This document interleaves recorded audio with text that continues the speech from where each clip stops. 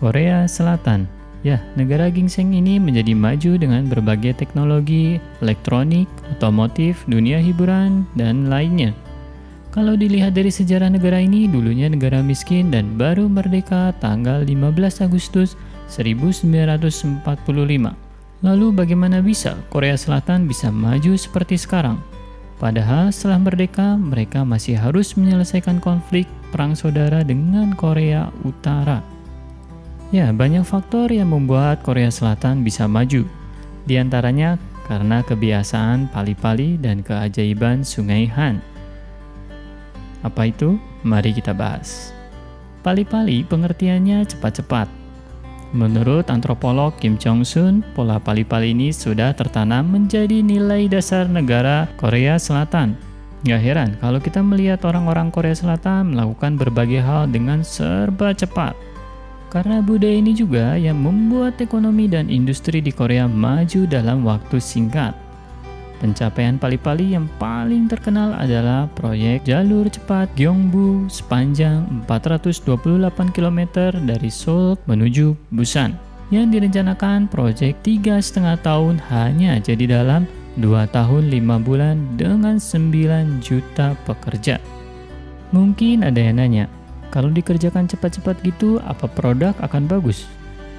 Ya, tentu bagus, karena mereka juga menanamkan disiplin dan profesionalisme. Belum lagi rasa kecintaan yang besar terhadap negaranya membuat produk-produk yang unggul di dunia. Lalu bagaimana dengan keajaiban Sungai Han? Ya, kita mulai bahas dari terciptanya istilah itu. Ekonomi dan industri Korea Selatan berkembang pesat di era kepemimpinan Park Chung-hee.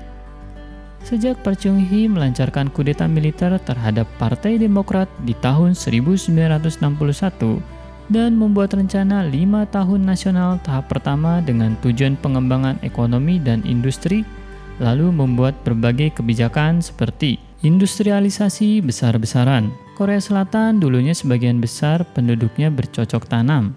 Namun dikarenakan iklim dan tanah Korea Selatan kurang bagus untuk bercocok tanam, maka mereka melihat Jepang dan memutuskan untuk mengubah menjadi buruh pabrik. Kemudian membuat kerjasama ekonomi dengan beberapa negara termasuk Jepang dan para konglomerat Korea dengan tujuan untuk memajukan industri.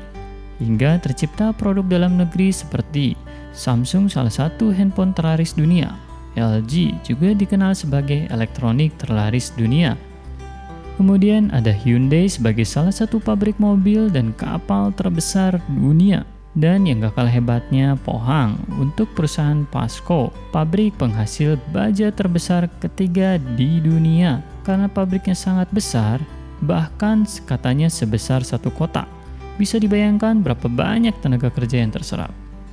Nah, sejak Park Chung-hee membuat proyek pembangunan 5 tahun ini dan fenomena melesatnya perekonomian Korea Selatan, maka dikenal dengan keajaiban Sungai Han. Lalu bagaimana dengan pendidikan di Korea Selatan? Karena berkembang pesatnya pabrik-pabrik besar di Korea, persaingan dalam mencari pekerjaan jadi tinggi. Ini mengakibatkan peningkatan yang signifikan terhadap pendidikan di Korea Selatan juga. Oke, dari Korea Selatan kita bisa ambil pelajaran penting dengan kerja cepat, disiplin, profesionalisme, dan cinta terhadap negara sendiri, hingga bisa memajukan ekonomi kita juga negara.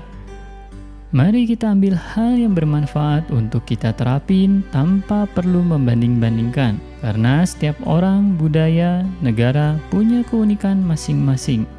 Semoga bermanfaat dan ikuti terus hatimu.